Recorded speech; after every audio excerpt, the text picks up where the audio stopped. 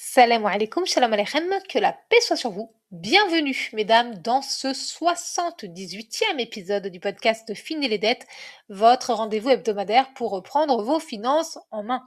Ici, nous parlons d'argent entre femmes, sans tabou ni langue de bois. Et aujourd'hui, je te parle de la tontine. Je te dis tout ce que tu dois savoir sur cette caisse commune, entre guillemets, qui est trop souvent mal utilisée. Parce que la tontine, ce n'est pas de l'argent en plus, mais de l'argent mieux organisé. Mais avant d'aller plus loin, je me présente pour celles qui ne me connaissent pas encore. Je suis Malika de Riche, écrivaine, rentière et stratège budgétaire. J'apprends l'argent aux femmes à travers Fini les dettes, le podcast, le livre et l'accompagnement, et bientôt les conférences en ligne et la formation en ligne. Voilà, ça c'est fait.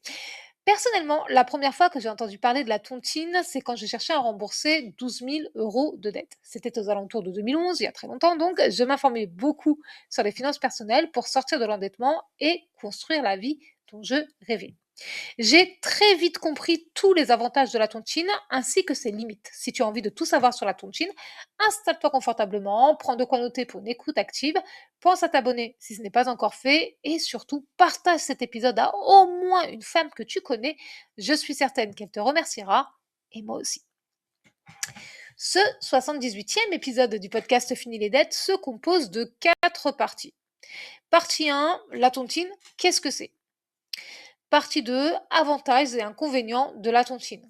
Partie 3, quand et comment utiliser la tontine. Partie 4, bilan de l'épisode et défi de la semaine. C'est parti. Partie 1, la tontine, qu'est-ce que c'est? La tontine, on en entend de plus en plus parler. Beaucoup utilisent ce mot sans vraiment savoir ce dont il s'agit vraiment. Factuellement, la tontine, c'est un système d'épargne et de crédit collectif basé sur la confiance sans passer par une banque. On l'appelle aussi système d'épargne rotative ou encore ROSCA pour Rotating Savings and Credit Association. En clair, la tontine, ce n'est pas un truc de pauvre. Non, la tontine, c'est un système que les personnes qui n'ont pas ou peu accès au crédit bancaire ou qui ne veulent pas de crédit bancaire utilisent pour devenir riches dans le sens s'enrichir. Donc, utilisent pour devenir riche. Concrètement, voici comment ça se passe. Un groupe de femmes se réunit pour mettre en place la tontine en se mettant d'accord sur les règles de la tontine. Petit 2, chacune verse un montant connu à l'avance, à l'intervalle régulier, sur un support défini. Ça peut être un compte bancaire, un coffre-fort, une boîte ou autre chose. Chacune reçoit la totalité de la cagnotte, entre guillemets, à tour de rôle. Pour rembourser, il faut mettre le versement habituel et une somme supplémentaire décrétée au moment de la création de la tontine. Ainsi, c'est équitable et la tontine, cette caisse commune, n'est jamais vide. Voici un exemple concret pour étayer mon propos. Prenons l'exemple de 5 femmes qui créent une tontine avec les règles suivantes. Versement mensuel de 1 000 euros le 15 du mois. J'utilise 1 000 euros, c'est un chiffre rond. Donc, versement mensuel de 1 000 euros le 15 du mois, remboursement de 500 euros jusqu'à remboursement total du montant prélevé dans la tontine, utilisation de la tontine à tour de rôle. Le premier mois, tu récupères 5 000 euros. Au fil des mois, la tontine grossit grâce au remboursement. C'est comme ça qu'on fait fructifier la tontine et c'est comme ça que se décident les positions des femmes. C'est structuré en fonction du montant de ton projet. Je crois qu'il est important de savoir que le système de la tontine n'est absolument pas une nouveauté. On la retrouve depuis plusieurs siècles à travers le monde, notamment en Afrique, en Asie, en Amérique latine et même en Europe. Parce que la tontine, c'est un système financier débancarisé. Les premières traces qu'on a trouvées datent du XIVe siècle, bien avant la banque classique telle qu'on la connaît. La tontine est donc un système financier traditionnel, aussi appelé informel, encore utilisé en Afrique, en Asie, en Amérique latine et dans les diasporas, c'est-à-dire ce qu'on appelle en France les communautés. Elles portent différents noms selon l'endroit. Le but premier de la tontine, ce n'est pas d'optimiser ton argent. Je pense que tu as compris qu'il s'agit d'unir ses forces financières afin d'atteindre ses objectifs. On se prête mutuellement de l'argent. C'est comme un système financier privé à petite échelle entre femmes de confiance et qui se font confiance.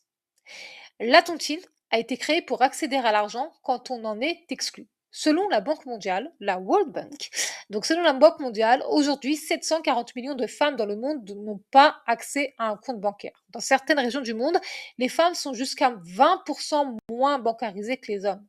Ce qui est très intéressant, c'est que la tontine nous prouve que lorsque les femmes n'ont pas accès à l'argent, à la banque, au crédit, elles créent leur propre système pour survivre financièrement et atteindre l'autonomie financière. Épargner, emprunter, investir. Les femmes n'ont pas attendu les banques pour créer de la richesse. D'après une étude de la World Bank, la Banque mondiale, sur la finance informelle, on estime que plus de 200 millions de personnes utilisent des systèmes de tontine ou des équivalents. La tontine est née d'un manque d'argent et est devenue un outil d'autonomie financière. Ce qui nous amène tout naturellement à la deuxième partie de cet épisode, partie 2, de la quête d'autonomie financière au capitalisme. Mise en place dans les pays dits émergents, avec comme objectif premier l'autonomie financière, la tontine, notamment celle des femmes qui n'ont pas ou très peu accès à l'argent et au système bancaire, la tontine est maintenant vulgarisée et utilisée comme une sorte de nouveauté capitaliste dont les plus malins, les plus malines vont jouer.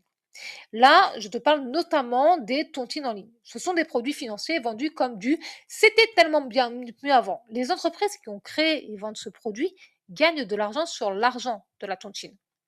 Il y en a même qui perçoivent une part de chaque versement. C'est du système bancaire, un endroit où tu poses ton argent, une entreprise ou une administration à qui tu confies ton argent et que tu paies pour ça. C'est du système bancaire. C'est de la bancarisation, ce n'est pas de la tontine, pardon. Je te l'ai dit en introduction de ce 78e épisode, la première fois que j'ai entendu parler de la tontine, c'était aux alentours de 2011 quand je cherchais des solutions pour rembourser 12 000 euros de dette et construire la vie à laquelle j'aspirais. J'étais prête à tout pour me libérer des 12 000 euros de dette que j'avais accumulés, mais vraiment à tout. Mais je savais que je ne pouvais pas me permettre de me tromper. Je savais que je n'avais plus le droit à l'erreur. En découvrant le système de la tontine, je me souviens de m'être dit, ce système est génial.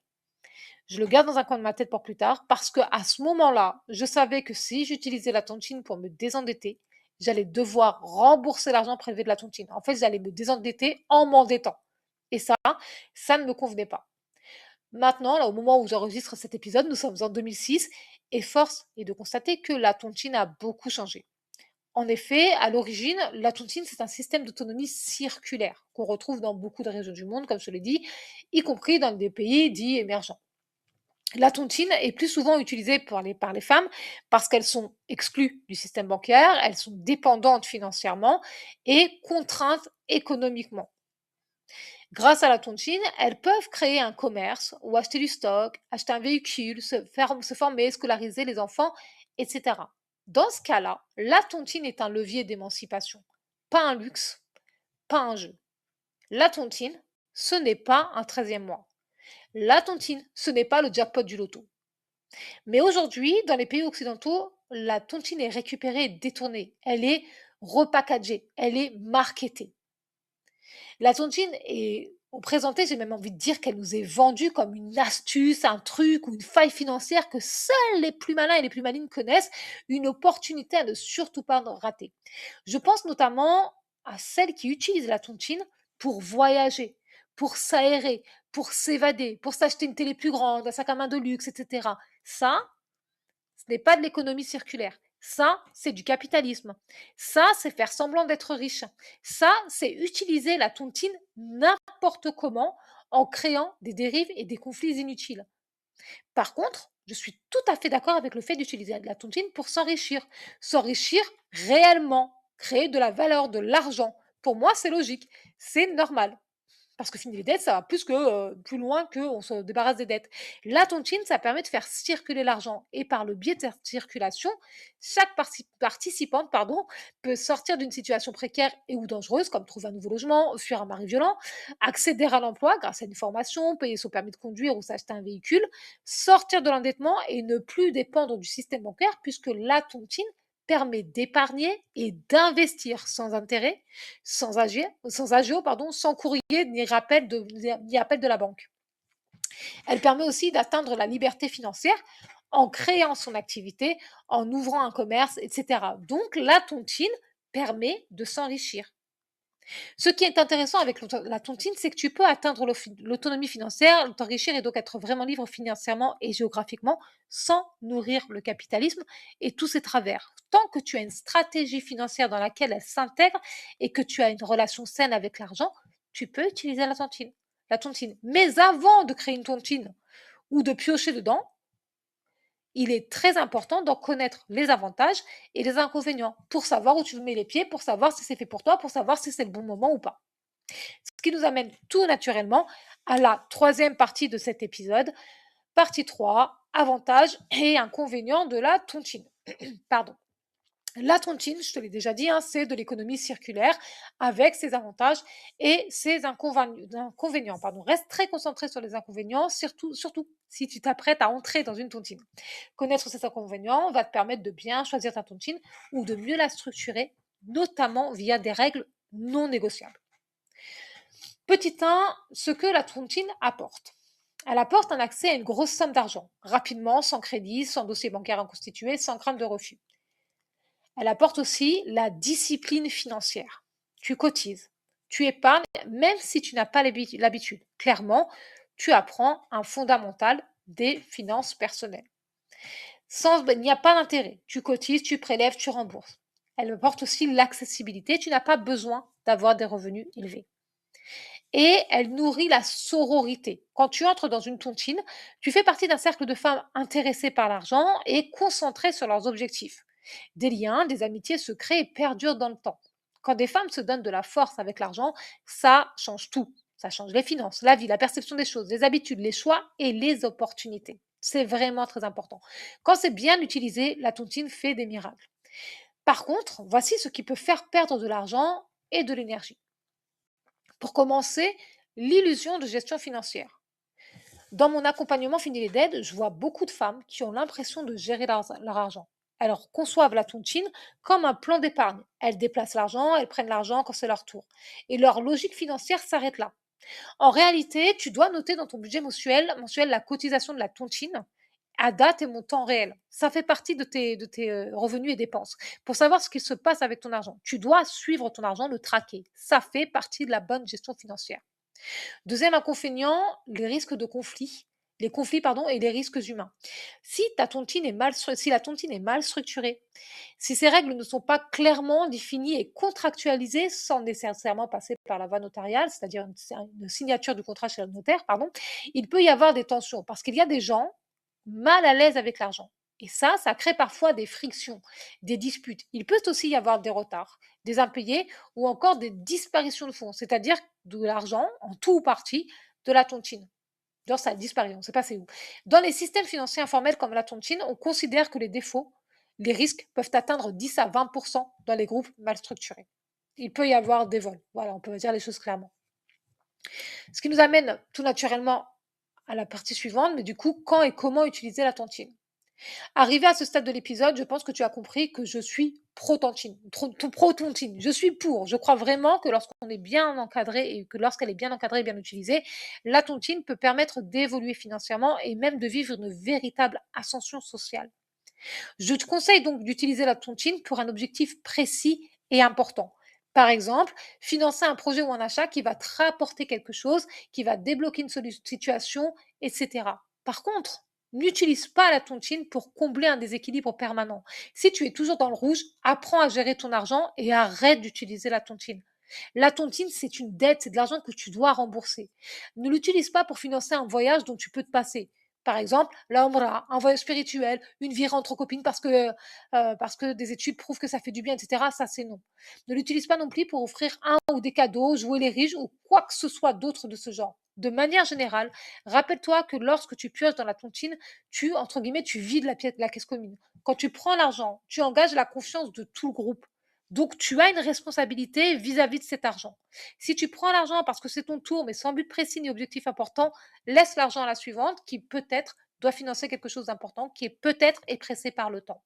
Parfois, dans les sororités que sont les groupes de tontine, il y a des femmes qui doivent se faire opérer ou dont les enfants sont malades ou à l'étranger, ou qui veulent se lancer dans un parcours de PMA parce qu'elles ne peuvent pas avoir d'enfants. Je crois vraiment que quand on entre dans une tontine, il faut savoir lier l'argent à l'être humain. Personnellement, je vois la tontine comme une sororité dont le premier point commun est l'argent.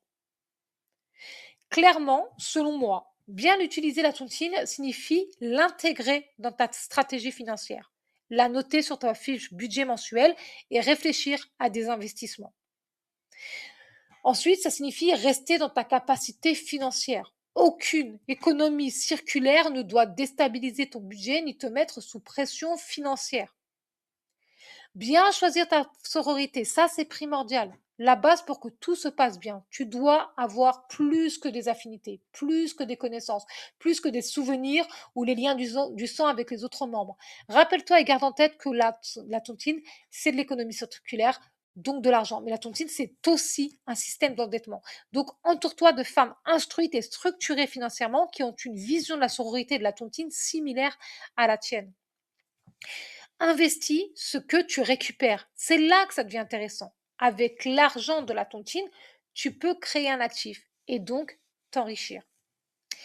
Passons maintenant à la partie 4 de cet épisode, bilan de l'épisode et défi de la semaine. Dans ce 78e épisode du podcast Fini les dettes, je t'ai parlé de la tontine, cette forme de sororité, basée sur la confiance et la vision de l'argent. Cette économie financière peut t'aider à sortir de l'endettement, te rendre ta souveraineté financière et même te faire évoluer socialement en participant à ton enrichissement. La tontine est un outil d'aide puissant et a permis à des millions de femmes de devenir financièrement autonomes. La tontine, c'est une stratégie d'accumulation collective, d'où l'importance de continuer à te former sur l'argent pour en comprendre ses mécanismes et ses aboutissements.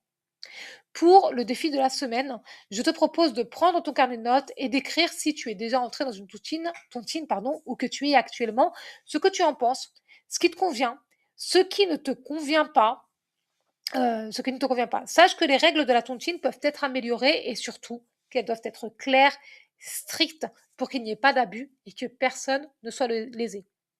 Si tu es en pleine réflexion, que tu demandes si tu vas ou non entrer dans une tontine, demande-toi pourquoi. Quelle est ta capacité d'épargne? Quel genre de sororité tu souhaites rejoindre? Et qui, dans ton entourage, peut t'aider dans ce but? Et que tu sois déjà ou pas dans une tontine, quel est ton but? Quel est ton projet? Quel est ton objectif à travers cette tontine? Tes réponses sont très importantes parce qu'elles vont t'aiguiller dans tes choix et dans ta gestion financière. Rappelle-toi que personne ne te juge et que l'argent est un outil de libération qui te permet de financer tous tes besoins, toutes tes envies qui ont une valeur marchande. Cet épisode est maintenant terminé. J'espère qu'il t'a été utile, qu'il t'a plu. Si tu as envie d'aller plus loin et d'être enfin libre financièrement, je t'invite à découvrir mon livre Fini les dettes. Le lien est dans la barre d'infos. Nous nous retrouvons ici même mardi prochain à 14 heures pour un nouvel épisode du podcast Fini les dettes. En attendant, prends grand soin de toi et de tes finances et n'oublie pas, la réussite est entre tes mains. Bye bye!